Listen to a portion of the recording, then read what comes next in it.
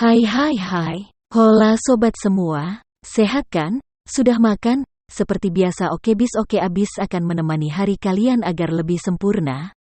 Hari ini Okebis akan melanjutkan cerita dari novel Menantu yang Diremehkan. Eits, sebelum masuk ke ceritanya, pastikan kalian sudah like dan subscribe ya. Yuk langsung saja ke ceritanya. Cekidot. Penjual itu mengerutkan kening dan berkata, "Tuan, harga tas ini adalah 580 juta. Tama kemudian bersenandung dan berkata, "Tidak masalah, aku menginginkannya." Penjual itu berkata lagi, "Tuan, maaf. Membeli tas ini membutuhkan distribusi." Tama bertanya dengan heran, "Apa artinya distribusi? Bisakah tas ini dibeli langsung?" Si pramuniaga tersenyum jijik, "Tuan, Anda baru pertama kali mengunjungi Hermes. Bukankah Anda pernah membeli sesuatu dari Hermes sebelumnya?" Tama mengangguk, "Tidak, kenapa? Apa masalahnya?" Pramusaji bersenandung, "Banyak tas Hermes bukanlah sesuatu yang bisa Anda beli. Anda membelinya. Anda dapat memilih, dan membeli sesuka hati. Tetapi Anda dapat membeli item dasar dan item dasar di bawah 300 juta tetapi item di atas 300 juta pada dasarnya adalah edisi terbatas. Jangan lihat harga tas ini di toko. 580 juta, tetapi selama Anda mengeluarkannya, Anda dapat segera menjualnya seharga 7 hingga 800 juta. Oleh karena itu, jika Anda ingin membeli tas ini, Anda harus menjadi member senior Hermes dan membuat janji terlebih dahulu dengan manajer toko kami.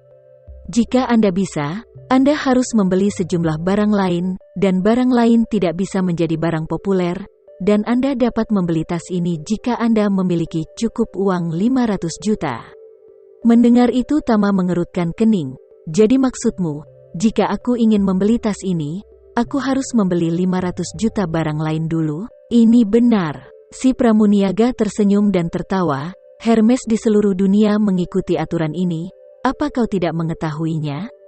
Atau Anda hanya ingin mencoba keberuntungan dan ingin menipu tas ini dari toko kami untuk membuat perbedaan?" Bagi Hermes, tas edisi terbatasnya memiliki tingkat pengawetan yang sangat tinggi. Bahkan banyak gaya lebih mahal untuk dijual di pasar bekas daripada tangan pertama, dan alasannya adalah kelaparan pemasaran Hermes.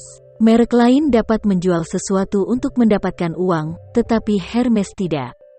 Karena harga di luar jauh lebih mahal daripada di toko, jika ingin membeli sesuatu dari toko mereka sesuai harganya harus membeli ratusan ribu bahkan jutaan barang tambahan. Dengan cara ini, jika Anda ingin mendapatkan paket terbatas, Anda harus membayar lebih dari 1 juta yuan. Namun, Hermes juga sangat pintar.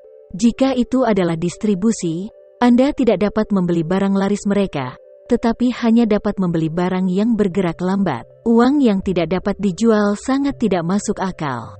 Misalnya, beberapa cincin emas 18 karat berharga sekitar 10 juta tetapi karena merek Hermes, mereka akan dijual seharga 50 juta, 80 juta, atau bahkan lebih dari 100 juta. Cincin seperti itu, bahkan jika dibeli dan dijual, tidak ada yang mau membelinya, kecuali jika ditransfer dengan diskon yang sangat rendah. Tapi Tama tidak marah setelah dia memahami aturan Hermes. Karena mereka memiliki aturan ini, maka dia hanya mengikuti aturan tersebut. Jadi Tama berkata, "Dalam hal ini, saya bisa membeli barang lain seharga 500 juta kan?" Mata gadis penjualan berbinar ketika dia mendengar ini, tetapi dia tidak menyangka Tama menjadi orang kaya rahasia dengan 500 juta. Dan sama sekali tidak menawarnya. Ketika dia mendengar ini, dia mengubah ketidakpeduliannya dan bergegas ke depan, dan berkata dengan hormat, "Tuan, saya akan menunjukkan kepada Anda barang-barang yang dapat digunakan untuk distribusi di toko kami. Anda dapat melihat apa yang Anda butuhkan." Kemudian Tama dia mengangguk dan berkata, "Aku baru saja melihat tas tangan model biasa, harganya sepertinya sekitar 160 juta, dapatkah itu digunakan untuk distribusi?" "Iya." Penjual gadis itu berkata tanpa ragu-ragu, "Harga tas itu adalah 158 juta jadi Anda perlu sekitar 340 juta lagi." Tama hendak melihat yang lain. Saat ini, suara seorang wanita datang dari pintu, "Saya ingin melihat Hermes." Kemudian, suara pria lain datang, "Jangan lihat, kita akan menuju gerbang keberangkatan." Wanita manja itu memohon, "Di sana setengah jam sebelum naik, bawa saya berkeliling." Pria itu berkata tanpa daya, "Yah, hanya bisa berkunjung selama 20 menit. Kamu baik sekali." Saat itu, sepasang pemuda dan pemudi masuk. Sekilas Tama mengenali pria itu. Bukankah dia Koichi Tanaka yang sama yang pernah bersama Nanako sebelumnya? Bagaimana dia bisa muncul di sini? Pada saat ini, perhatian Koichi Tanaka tertuju pada wanita modis dan agak genit di sampingnya. Tapi mereka tidak melihat Tama di toko itu. Setelah keduanya masuk, wanita itu membawa Tanaka dan melihat sekeliling toko. Segera setelah itu, dia menunjuk ke tas tangan edisi terbatas Hermes yang telah dibeli Tama untuk istrinya, dan berkata dengan genit, "Sayang, aku ingin tas ini." Tanaka berkata dengan malu-malu, "Sayangku, kali ini aku datang ke Surabaya untuk mencari dokter terkenal untuk Nanako, bukan untuk berbelanja, dan aku tidak menemukan dokter terkenal. Tidak tahu bagaimana untuk kembali. Jika kamu benar-benar ingin membeli sesuatu, kamu bisa menunggu sampai kamu kembali ke Jepang dan aku akan membelinya. Kita bisa pergi ke Tokyo untuk melihat." Wanita itu dengan enggan berkata, "Aku tidak ingin mencarinya di Tokyo, aku ingin yang ini. Kamu harus percaya pada nasib ketika kamu membeli tas, dan kamu harus mengambilnya ketika kamu bertemu dengannya, jika tidak maka akan sangat sulit." "Mungkin aku tidak akan bisa membelinya lagi," Tanaka berkata tanpa daya, "aku memiliki tugas yang sulit. Aku tidak bisa membawamu bersamaku. Membawamu ke sini dengan diam-diam sudah melanggar aturan. Jika kamu memiliki profil tinggi untuk berbelanja, sulit bagiku untuk kembali dan menjelaskan kepada presiden." Wanita itu bersenandung, "Aku adalah penduduk asli Surabaya sebelum berimigrasi ke Jepang. Jika presidenmu bertanya, kamu dapat mengatakan kepadanya bahwa aku benar.